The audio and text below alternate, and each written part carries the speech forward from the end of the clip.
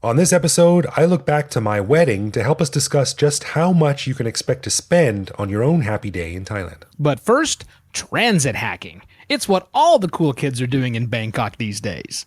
Pull back your veils. Here's episode 2.49 of the Bangkok Podcast.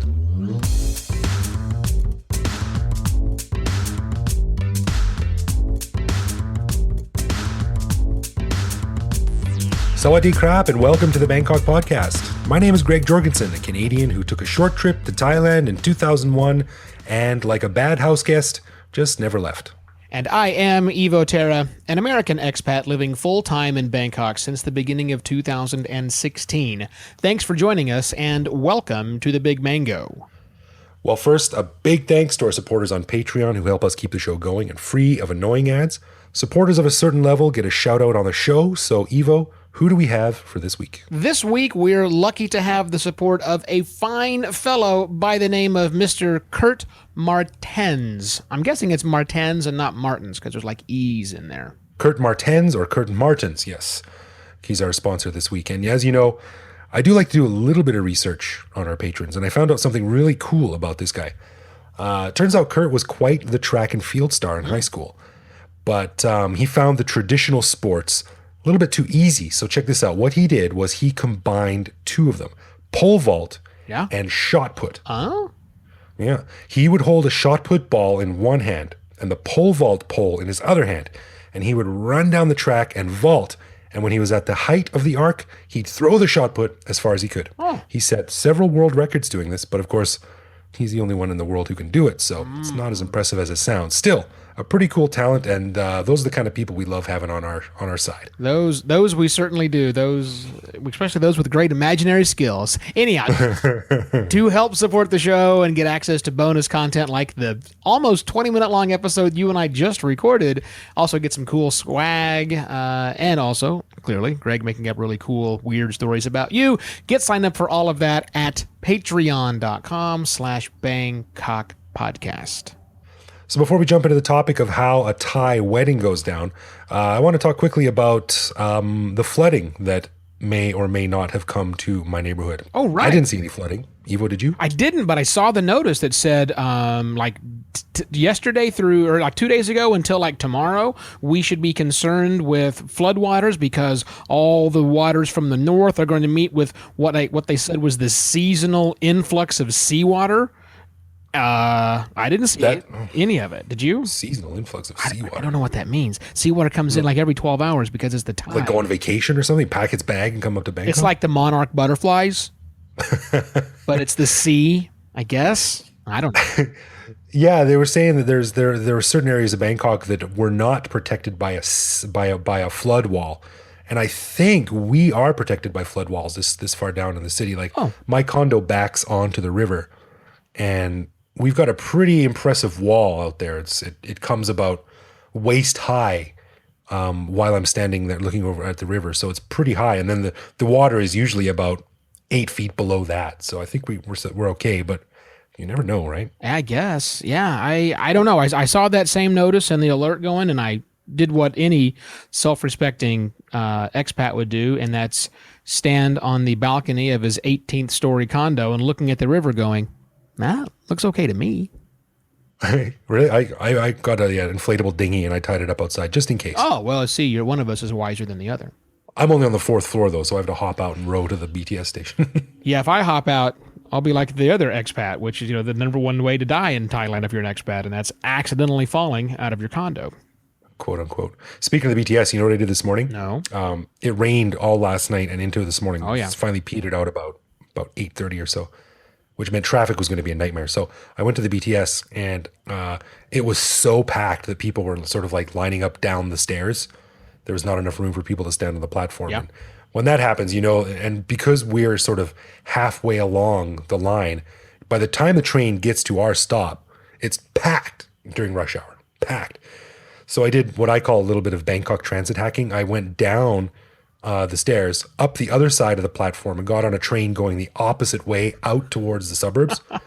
2 stations, got on an empty train out there, and then came back 2 extra stations all the way back. Yeah. That's what you got to do. That's smart, man. Sometimes when it's that bad, you recognize, well, It's either I do something creative or I stay here for 45 minutes, and none of those are attractive options. Well, Yeah, it added about a half an hour to my commute, but either if I stayed waiting, it probably would have been a half hour anyway until I was able to squeeze my giant yeah. ape-like body onto the train, and you inconveniencing many people in the process. And every time one train goes by, you just get exponentially more and more pissed off at the situation. So yeah, that's probably better for all people involved. Hey, I have an idea. Can we talk about Thai weddings now? All right, fine. Well, a few years back, I wrote a blog post about how much my wedding cost, and it's remained one of my most popular posts. So since I still get questions about getting married in Thailand, we thought we'd talk a little bit about what went right, what went wrong, and what you can expect if you decide to get married here. Now, you're already married, so this is not something you have to worry about. I am. I am long time married, not to a Thai woman either. That wasn't an option. 30 years ago when I got married, it was like, well, there's one chick who wants to marry me. I guess I'm going to do that. Yeah. Long ago, I got married, and we redid our vows recently, the 25th wedding anniversary. That's how long I've been married. In 2014 in the Dominican, which cost us, well, both those things were relatively cheap. I mean, the first time we did it, it was nothing. But regardless of that, I did all that, and I understand that. But from your perspective, doing the whole Thai thing, can you give me kind of a quick rundown of what you went through? Because mine was super easy, and I've been to a Thai wedding, and I know that they are not easy. No, they're complicated and long. And I mean, most weddings are complicated and long, but it was difficult for me because it was a cultural thing as well. So a really quick breakdown on how Thai weddings work. Most Thai weddings work. Not everything is like this, of course, but there's usually a morning ceremony and an evening ceremony. Yes. And the morning ceremony is the Thai traditional one where you have monks show up, and it's usually only for close friends and family. So for me personally, I had about 40 people there. See, that's nuts, right? I'm going to stop you right there. I'm sorry. All right. I'm sorry.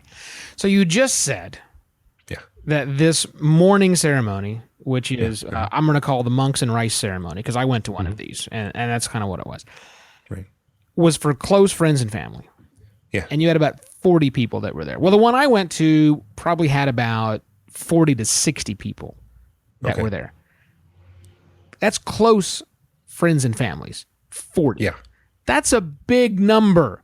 I mean, close friends and families where I come from is like anything over a dozen, and you're getting kind of nuts. So 40 people, man. All right. Well, when it came to the evening ceremony, we had over 200. So yeah, I guess perspective. I'm very popular, you know. I understand. I completely understand. That's the way it is. So anyhow, I interrupted. So you were describing the morning close relatives of 50 of your closest friends and a whole bunch of monks. Continue. Yeah, there's basically some ceremonial stuff. My family and friends and I had to line up outside, and I led a procession, a parade, if you will, where my friends were holding bananas and mangosteens and trees and flowers and things like that. And I had to go and sort of make a trail to where my wife was, quote unquote, hiding. Yes. In the back room of the venue. And this goes back to, centuries, to ancient Thai traditions of going from village to village and the husband seeking out the bride, blah, blah, blah, blah, blah. But and then it was monks chanting, and then we had a couple of little ceremonies. Whoa. Can I just back up here? I just can't let this go because you're missing, you're glossing over. So you're burying the lead, as they say. Uh-huh. So your wife's hiding. Yeah. And your friends with gifts in tow. Yeah. Not gold, frankincense, and myrrh, but plants. But really, it's all plant-based gifts you're talking about. A bit more accessible than myrrh.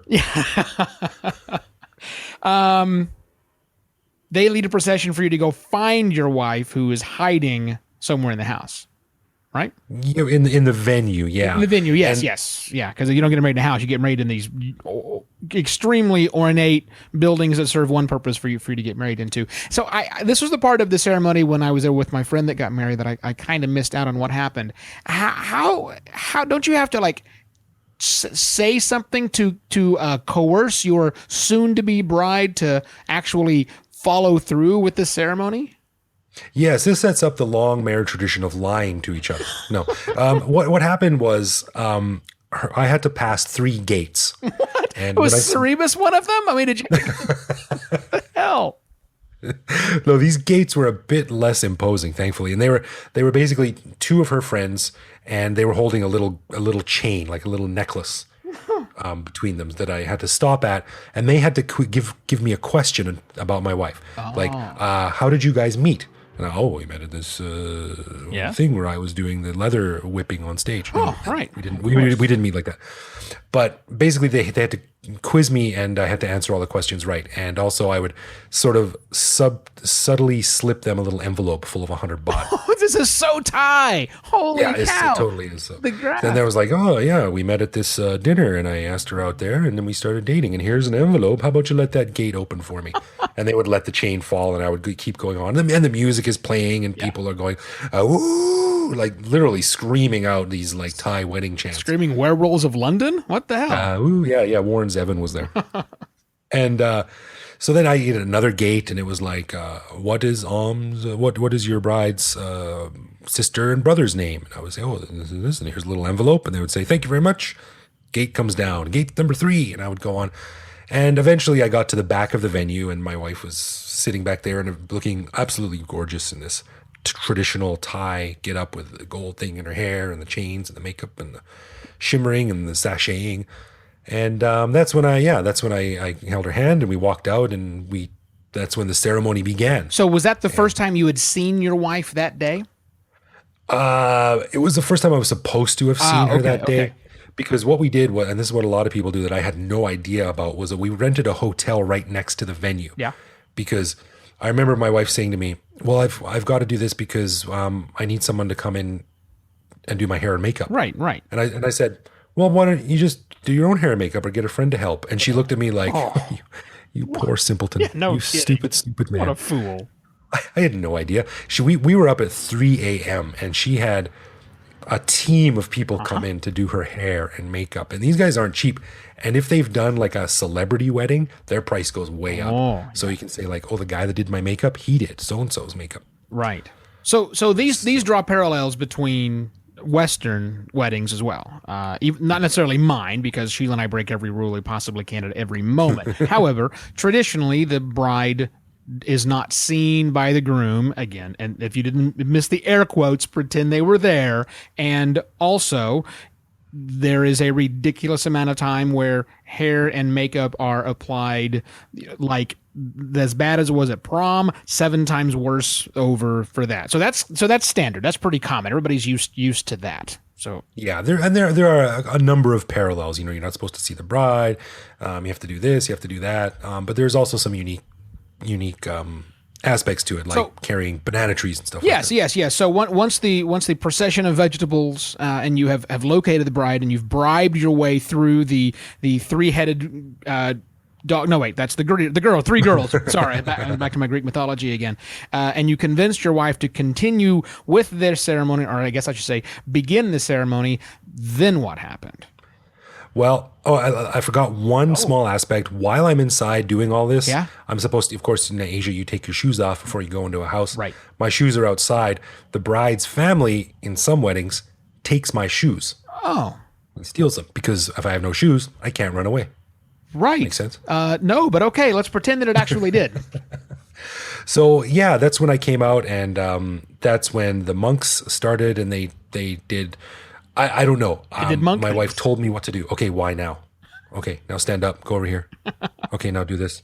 And the monk got me to hold a wax stick, and then he held my hand, and he drew a little symbol on my wife's forehead, because monks aren't allowed to touch women. Oh. And then we had to feed them. You had to feed the monks, yeah. Yeah, there was 9 monks. We had to feed them before noon. So all of this takes place over several hours. But by about 11:30, things are winding down. We had to serve the monks lunch. And then it's kind of like... Hang on. I'm doing it again. Yeah. I'm backing you up because you missed another important part that I want to make sure that our listeners totally understand what's went on. So in Western ceremonies, we typically have a preacher or someone officiating ceremony. By the way, I've officiated 10 different ceremonies, although you would probably not wish to call me a preacher. So that's pretty common that we have a preacher. And I believe you said that there was a monk, except you didn't say a monk, did you, Greg? No. How many monks did you say? 9 monks. 9 monks. Can you imagine 9 priests, 9 preachers, 9 clerics? there was no one person overseeing this. There was like my mom came up and my wife's mom came up on like the front of the room, and there was a guy running the wedding, and we exchanged some gifts and we said some things. And again, I don't know, have any idea what's going on. I'm just told, okay, now stand here, give this to that person, give this to that person. I'm like, yeah, why? Okay, yeah. So yeah, there's 9 monks, and there's no one who says, I now pronounce you man and wife. No. There was no kiss the bride. There was nothing like that. We got married when we signed the marriage certificate at the ceremony. Now, we had to pay extra for this. We got some people from the local administrative office to come down to our wedding, and they basically gave us the paperwork, and we signed it, and we were married. Wow. That's it. That's it. But well, I mean that's it for the legalities of thing, right? But so I'm going to go back to, we had 9 monks and we did the things that you didn't know anything about, and they chanted and you whied a couple of times, and then they ate a bunch of rice. Talk to me a little bit about because I know there's these gifts are exchanged, but isn't there also like a giant pile of money that is handed over? It depends. Okay. In my wedding, no, because I don't have giant piles of money. Okay. There was a chunk of money. Now, this is for Westerners. This is called a dowry, of course, and everyone knows what a dowry is. It's a sum of money paid by the groom and his family to the bride and her family. Yes. And I'm not sure how it works in other countries, but I believe it's similar to Thailand. And basically, you are saying, here, bride's parents, here's a bunch of money. Thank you for raising such a wonderful woman. Here's to help you pay off your car, to help you pay off your house, blah, blah, blah. And this is really complicated. We could have a whole show on dowries because it depends on who you're marrying, what they want, what kind of negotiations are coming into, who you are, who your family is, how much property you own, how much gold you have. Wow. So I've got friends who have put down, millions of baht in money and gold and property deeds and things like this. For me, my wife's family is very modern and very up to date. I'm not such a big fan of the dowry thing. Because you're gonna fork over a lot of cash over the rest of your life for this. So it's like an upfront payment doesn't make a lot of sense. That's kind of my thinking. Is it like, hey, isn't it enough that I'm going to take care of your daughter for the rest of our lives? Like, yeah. So we did have some money. It was I forget how much. It was like 100,000 baht or something like that we borrowed from someone, and it was just basically to complete the ceremony where the money is displayed and photos are taken. And I want to find out if this happened with you or not. So you lay and let's just say it was 100,000 baht laid up in this plate, like on this big gold plate, because if it's not a gold plate, it doesn't have any purpose at all in a Thai ceremony. So it's on this big gold plate.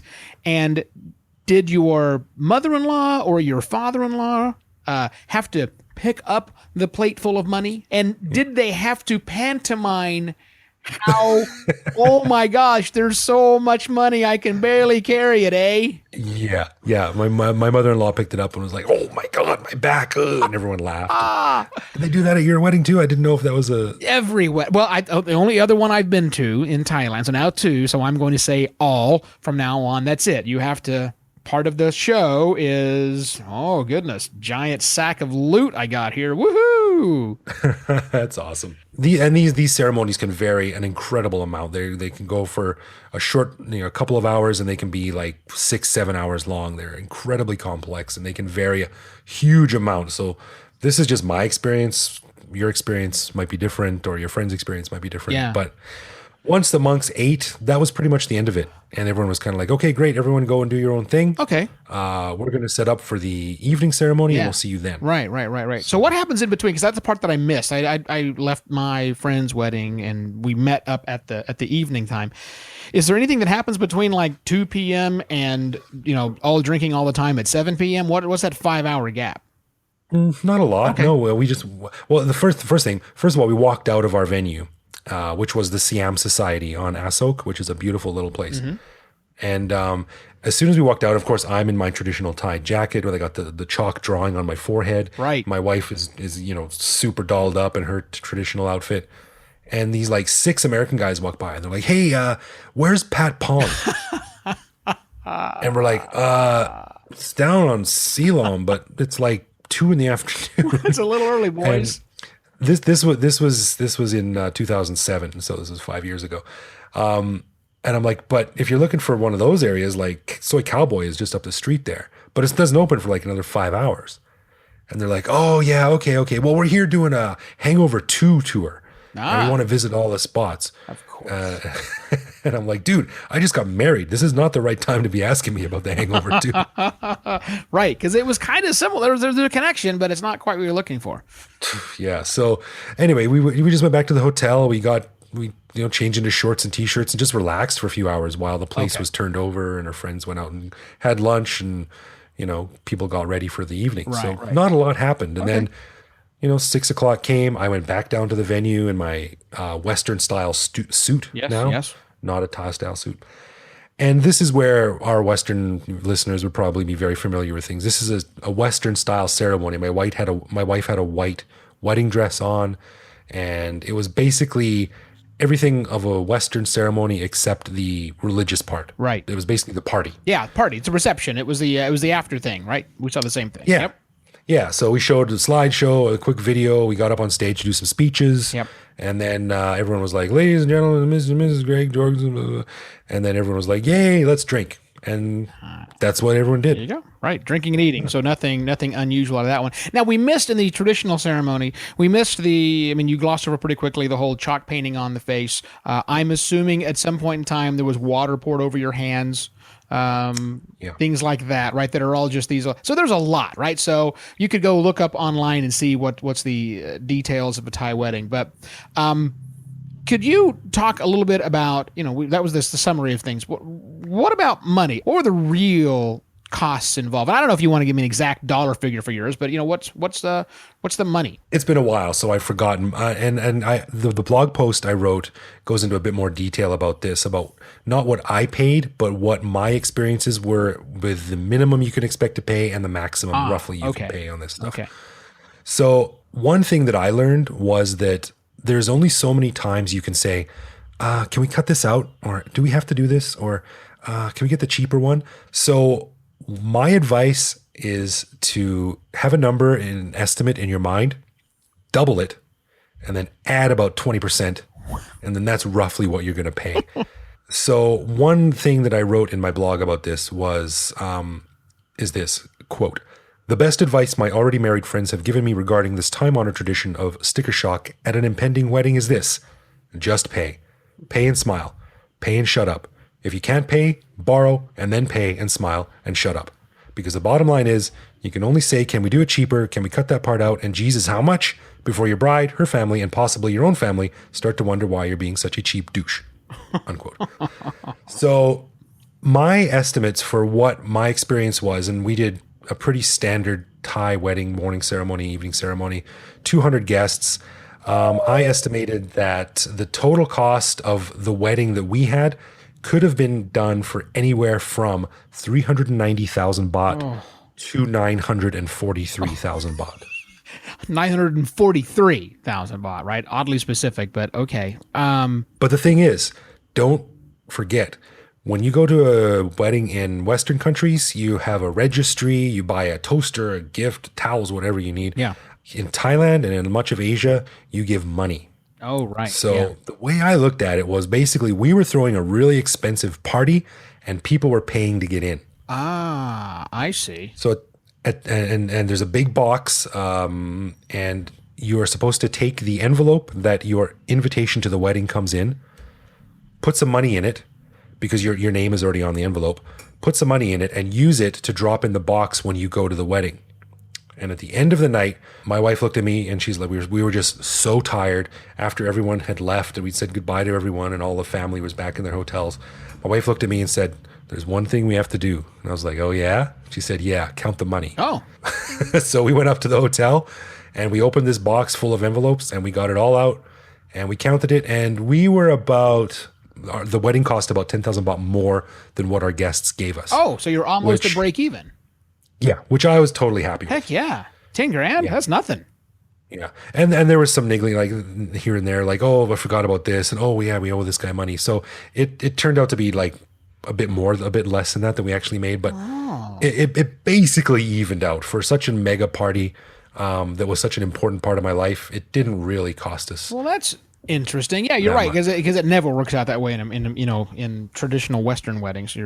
Right. You're screwed, or your wife's family is screwed if you do the traditional way of doing things. So it's nice to know that this one there's a chance to recoup. And now I feel like a cheap bastard for not giving more at my friend's wedding. So I generally think 1,000 baht a hit. When I go to a wedding, I give 1,000 baht, which is about 30, Yeah. 35 bucks per person. Oh, okay, right, yeah. I don't think I did that. So that means I'm a cheap bastard. So Well, one thing to keep in mind too was that to this day, 5 years later, my wife has a spreadsheet with how much each guest gave at our wedding. And when they get married, we consult the spreadsheet. How much did they give us? They gave us 3,000 baht. We need to give them 4,000 baht. quid pro quo. Totally. Everyone does it, and these massive spreadsheets are kept, and these go for years. So This is why. That's why I said getting married once was the dumbest thing ever. I'm never doing it again because it's even worse than your chance. So okay, I got it from the cost perspective. Thanks for sharing that with me. One of the challenges of getting married, and we have all, if not seen it, we've at least heard of the bridezilla. You know, where the girl goes kind of crazy, or in some cases the groom goes kind of crazy, right? There's just that tension when you're getting married, whether it's from families or from your own internal strife. When my wife and I got married, there was rumblings of internal issues within our families, not between the two of us. So we decided to go get married a month early without anyone. eloped. To avoid it. Yep, we went and eloped and came back and said, "Oh, by the way, we're married, so you can just throw a party for us instead of a wedding because all y'all's nuts." There you do. So that also avoided the stress in our lives. But I'm assuming with all this planning that goes on and all the honey, you need to approve this and whatnot, that had to put some stress in your pre-maternal. No, is that the word? No, premarital. Prematernal. It's different. Your also premarital premature. relationship, which is hopefully prematernal. Yeah. Talk to me about the stresses of planning a wedding when you are a guy and B Western, and she is a girl and B Thai. That's a really good question, because this was a major issue with us, and it caused a lot of very intense friction between us. Because here's the thing, I'm a foreigner in Thailand and I can't read Thai, so I can't do any of the research. In the end, we ended up hiring a wedding planner to help us, and I'm so glad we did. He was worth every penny. So he took a lot of the workload off, but still there was a ton of research to be done and reading to do about venues and prices and photographers and all this stuff. And I can't do almost any of it because it's all in Thai. So what happened was my wife spent untold hours online, on the phone, getting all this information, researching, reading, collecting, and she caught all this information, where it was, how much it was, the details, and she made these incredibly large spreadsheets, and she translated them all for me. Nice. And then she gave them to me, and because I'm an idiot guy, I was like, yeah, sounds good. Yeah, pick whichever you want, honey. Those would be. She came to me and goes, okay, here's the detail about the flowers or whatever it was. I was like, yeah, well, okay, good, whatever. Yeah.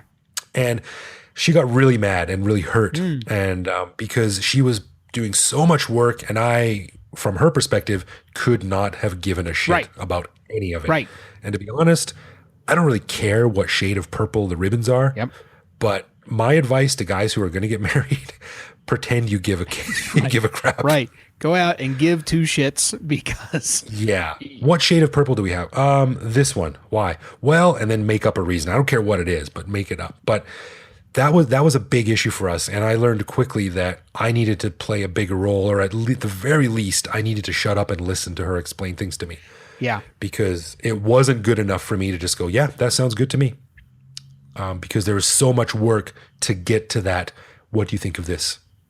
And I can only imagine how much more compounded that is here for the reasons you mentioned, right? Because it has to be similar in America or in Canada or in England or wherever else you happen to hail from. Similar situation where one person is way more invested in the pageantry of the day than the other. Typically. Yeah, and it's usually the woman is much more invested in the pageantry than the guy, because like I said, guys are idiots. We're all dumb. Yep. And we're pretty much happy with roughly, if things go well. That's pretty much our our metric. Right. I'm assuming I can only imagine what it's now like for the LGBTQ weddings. I mean, that's got its probably its own level of complexity. But nonetheless, I imagine even in those situations, there is likely one party who is much more invested in the other one. But the difference here is that in those other situations, that invested party didn't have to go through the extra hassle of getting everything translated and being the only one who really truly understands. So yeah, it's got to be double work for her. I can't imagine how much stress she went through, and I can't imagine what a dick you are for saying, yeah, whatever, honey, I don't give a shit. Oh, don't tell me you were totally invested in what shade of purple you wanted for your chair backs. Again, good news, got eloped. Did the eloping thing, didn't really care. Yeah, and that price that I said earlier, like you can get married on the beach for $50 if you want to. Yeah, which you totally should do. That's exactly what we did. We got married on the beach in South Padre Island, Texas for $50. It was fantastic. Well, that was my experience with a wedding, so it varies greatly from person to person, but that's what to expect. They're expensive if you want to impress her family, which is important if you marry a Thai woman. And she's probably going to have a lot of people there because families have... Yeah. Thai families are big, you know. So, I was very happy with it, though. I don't regret spending that much money at all. We got most of it back, but it was all worth it because it was a fantastic wedding. And my sister came over to Thailand. It was her first time here. And she said it was the most beautiful experience of her life. Oh, yeah. And she wasn't even getting married, so... Well, good on you, sis, for recognizing it for what it was. So I'll end with this simple question for you, Greg. Would you do it again? That's a trick question. I would marry my wife again. See, there you go. Good boy. I knew you'd find the right way to... I might take a few shortcuts in the pageantry. Oh, totally understood. Totally understood.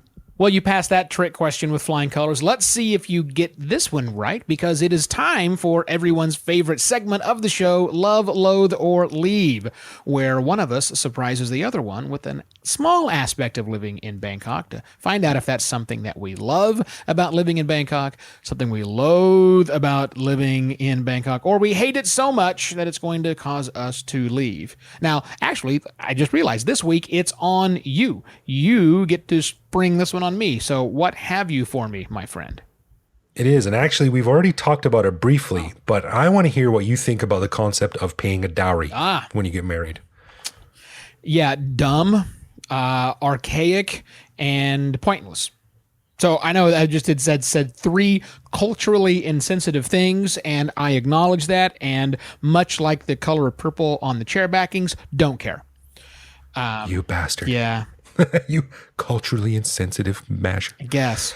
Yeah, I agree with you. One of the reasons why a dowry wasn't really a big part of things for me, because I didn't have the money.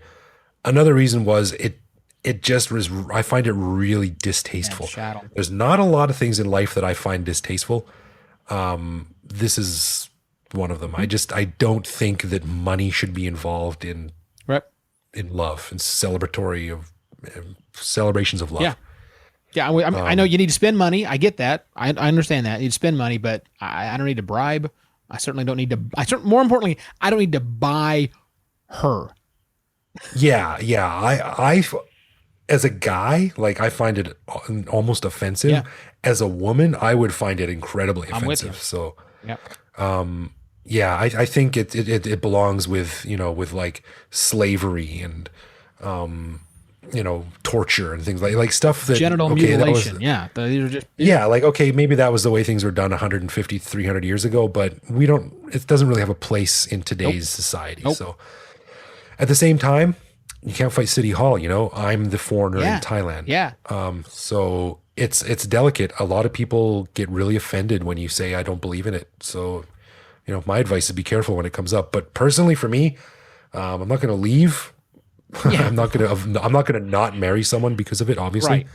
But when I did do the ceremony and all that stuff, I gritted my teeth through the whole thing. Yeah. And that's the reality. Sometimes we just have to grit our teeth and get through something. And that's fine. That's okay. That should be on the Bangkok flag. Grit your teeth and love it.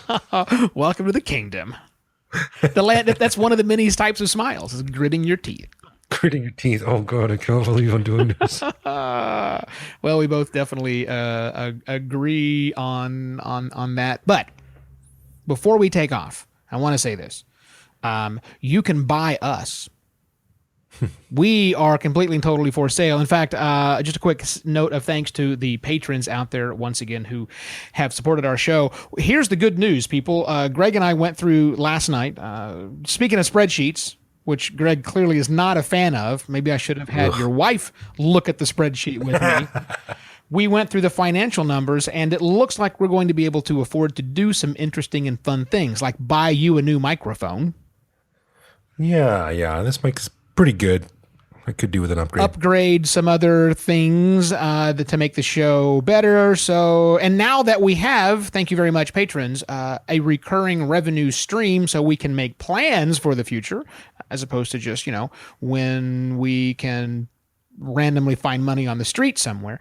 Now we're able to do some really cool stuff, and we couldn't do that without you guys. So patrons, thank you very much. All of you that are listening right now that are patrons, you got a nice email from me talking about some of the things that we're planning on doing with the funds that you're supporting. But we also have lots more things to do. So if you're still on the fence about jumping on the Patreon bandwagon, please do, because we're going to put those funds to good use and give you an even better show and perhaps even more content, which who doesn't want more interesting stories like this? And we might have to have Greg go get married again. Oh, yeah. Sign me up. If we get enough money, we'll use it to pay for his dowry for Gick, for his second wife. Yeah, that's not going to happen. for either of us, I'm sure. Indeed. We thank you very much, patrons. And if you are feeling generous and want to get access to bonus content and swag, just head over to patreon.com/Bangkok podcast and lend us your support. We really, really do appreciate it. And thanks to you for listening to the Bangkok podcast.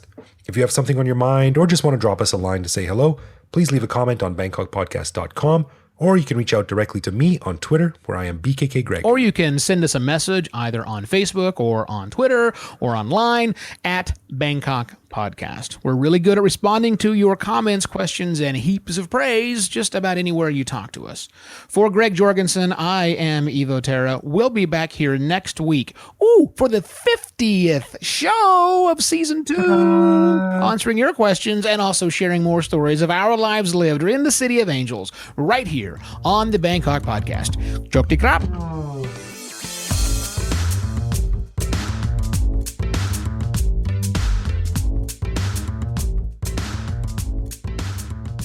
On the front end of the show, let me just say this again. Let me actually just read what I wrote. Maybe just read what you wrote. Yeah, that read really good that way. I forgot that I wrote that.